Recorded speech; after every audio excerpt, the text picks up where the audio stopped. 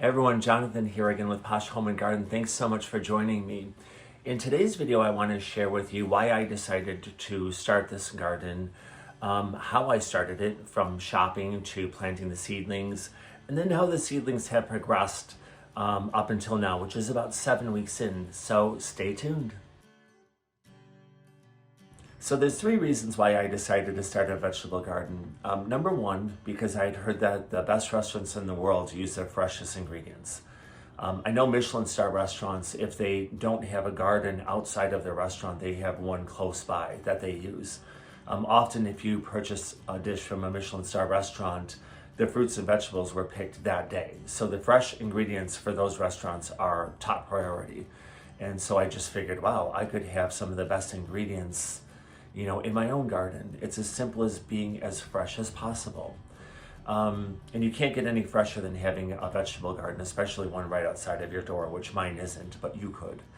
The second reason is because I wanted the joy of seeing something grow from a seed all the way up until a fully formed fruit or vegetable. I especially can't wait to see the watermelons over time. Yesterday I had my very first vegetable, a tomato, a tiny little tomato, and it was very, very satisfying to see that.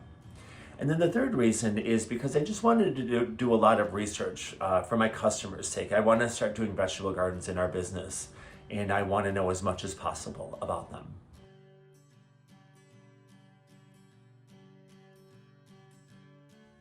So I shop for most of my materials that I use for my garden at Home Depot.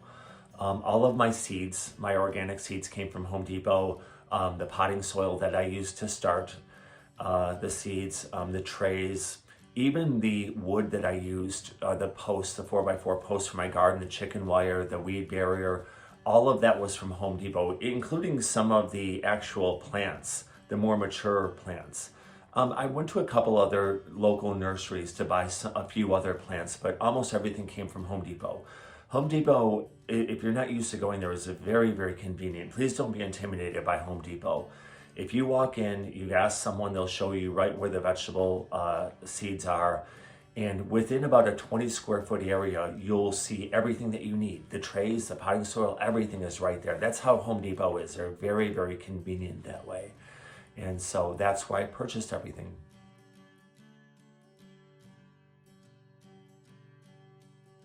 Okay, so planting. Once I got my materials home, I decided to set everything up in my attic because I had plenty of room up there. And for a garden my size, I needed a lot of space.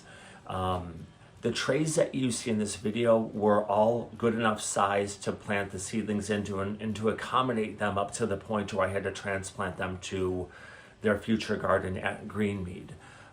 Different seeds might need to be planted at slightly different depths.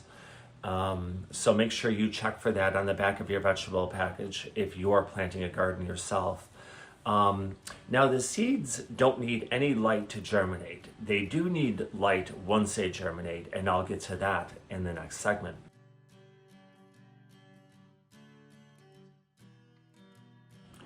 Okay, so about 5 or 6 days after I planted the seeds, I started to see some little seedlings pop up. I think first the carrots and the beets started coming up first. Some of the smaller vegetables started popping up first. The last ones to arrive were the pumpkins and watermelons, the larger ones. Now, I didn't know this at the time. This is one of the mistakes that I made. But I actually moved them to my laundry room where there was a lot more sunlight, but it wasn't enough sunlight. These vegetable seedlings needed grow lights, which you'll see here. And these grow lights will help them from growing tall and spindly. See, they grow tall and spindly because they're reaching for the sunlight. They don't have enough sunlight. You want them to grow a little bit like shorter and compact, and they grow healthier that way. So I learned my lesson. I did buy a grow light, and once I did, they started really kind of taking off. And doing better. None of the beets that I grew from seed survived because they all grew too tall and spindly. I've looked at other websites that say that you need to have your grow lights like an inch, just a couple of inches right above the beets for them to do well. So, but my beets didn't survive. Most of my other stuff did survive and is doing pretty well. in my garden. Now my watermelon seeds were taking a while to come up, and someone suggested to me to put a heating blanket underneath, and I did, and they started coming up the next day, which was great. And then some of the other ones that I didn't put a heating blanket under came up a couple days later. But basically put some of these seedlings, they need to have a certain amount of heat. Like they need the soil to be like 78 degrees, or they have to have a certain temperature. If it's only like 68 degrees in your house, they might take a little bit longer to sprout. So, beware of that. And, please consider grow lights at home if you're going to do yours by seed.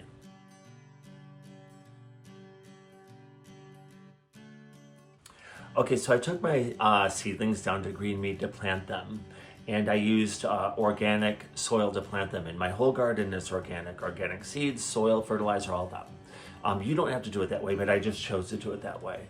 So I planted them, watered them immediately, and over time they've been doing fine. They've all, for the most part, survived. As I said, the beets didn't survive. Some of the carrots didn't survive. A couple of them have been doing pretty well.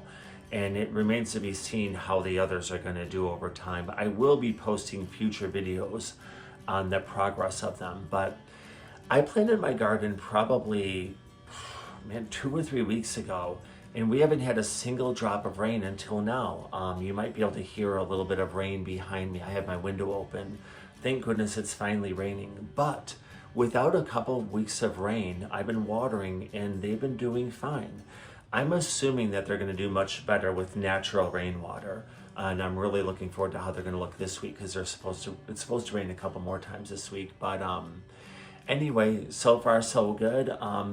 I hope you'll join me for future videos where I'll talk about how the plants are doing over time, all the way up until harvest. So thanks again for joining me, and I hope to see you soon.